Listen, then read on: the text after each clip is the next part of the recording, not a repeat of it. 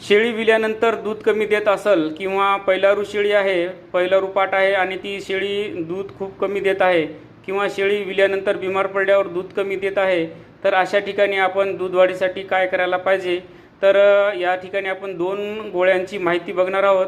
तरी पहिली गोळी आहे गॅलॅक्टिन बोलस, हिमालयाची आहे, आयुर्वेदिक आहे, आणि क्युलेट जी बोलस ही पण आयुर्वेदिक आहे. ह्या दोन्ही गोळ्या आयुर्वेदिक आहेत. तर याच्यामध्ये कंटेंट काय आहे? तर शतावरी आणि जीवंती हे 2 आयुर्वेदिक कंटेंट आहेत. तर याच्यामध्ये उपयोग काय होतो? तर दूध वाढीसाठी हे मदत करते.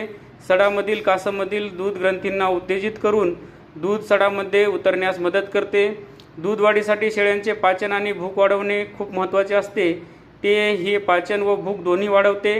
पाचन सुधारते, भूक वाढवते. शेळी विल्यानंतर स्ट्रेसमध्ये असते, तो ताण कमी करण्यासाठी शेळीला स्थिर करण्यास मदत करते.